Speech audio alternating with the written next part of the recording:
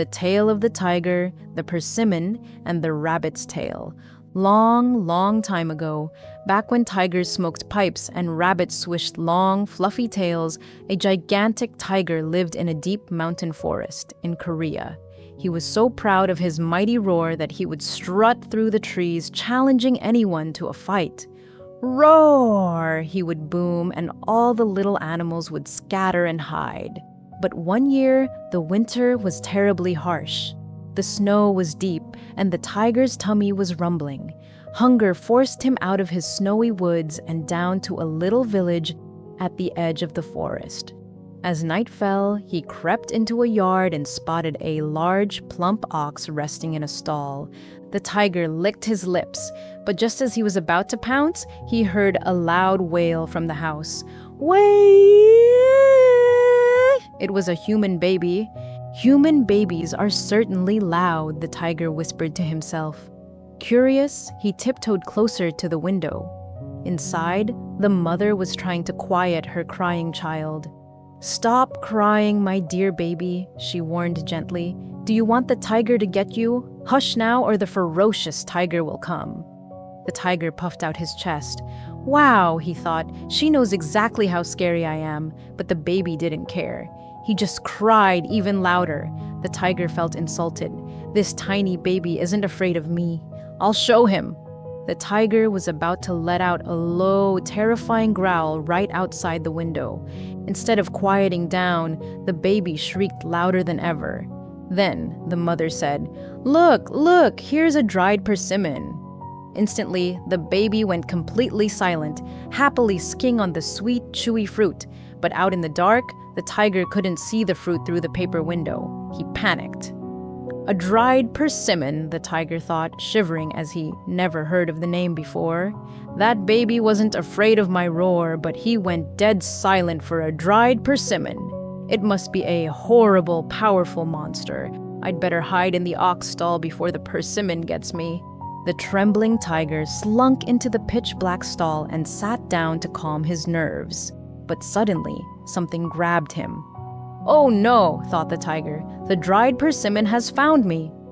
It wasn't a monster, but it was a thief who had sneaked into the stall to steal the ox. Fumbling in the dark, the thief felt the tiger's thick fur and thought it was a calf. What a nice, thick coat, the thief whispered, slipping a rope around the tiger's neck. The tiger was far too terrified to roar or bite or even to look back. If I make a sound, the persimmon will eat me for sure, he moaned to himself. To get away quickly, the thief leapt onto the tiger's back. But as they dashed into the moonlight, the thief felt the tiger's muscles and striped fur. Wait a minute, this isn't an ox. Oh my gosh, it's a tiger! The thief was so frightened once he realized he was sitting on a tiger. So he squeezed his legs tight, terrified that if he fell off, the tiger would eat him. Meanwhile, the tiger was running for his life, crying, I'm going to die! The Persimmon Monster is riding me! The tiger leaped and bounded wildly until they passed beneath a large tree. The thief threw his arms up, grabbed a thick branch of a huge tree, and swung himself into a hollow hole in the tree trunk to hide. Feeling the weight lift off his back, the tiger didn't look back. He ran all the way to the deepest part of the forest, collapsed on the ground, and began to laugh with sheer relief. I survived. I escaped the dried persimmon. His loud laughter woke a rabbit sleeping nearby. The rabbit hopped over, swishing his long, beautiful tail. Mr. Tiger, what's so funny in the middle of the night? I almost died today, the tiger panted. I am so glad that I am still alive. A horrible monster called a dried persimmon caught me and rode on my back. It is the scariest thing in the world. The rabbit blinked because he was so shocked to hear that. What does it look like? I don't know. I was too scared to look. I left it in a big tree down the hill. I think I'll go have a look at this persimmon monster, the rabbit giggled, his eyes gleaming with mischief. The tiger tried to warn him, but the speedy little rabbit was already zooming toward the tree. When the rabbit peeked into the hole of the tree, he didn't see a monster.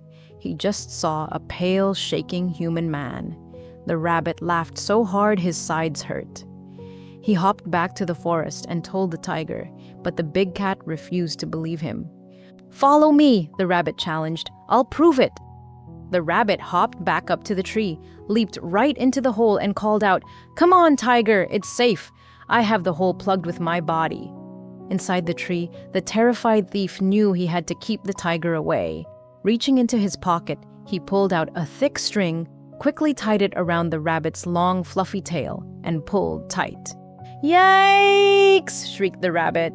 "I told you!" yelled the tiger, spinning around and sprinting away in absolute terror. "The persimmon got you!" The rabbit struggled and kicked. The harder he tried to jump out of the tree, the harder the thief pulled on the string. With one final mighty tug, the rabbit leapt forward and then pop! The rabbit broke free, but his beautiful long tail was left behind, dangling from the thief's string. And that is exactly why, from that day all the way to this very one, rabbits only have short, little stumpy tails. The end. Moral of the story: don't let your imagination create monsters out of shadows, and never let pride lead you into silly danger. Thanks for watching. I will see you in my next video. Till then, take care and bye-bye.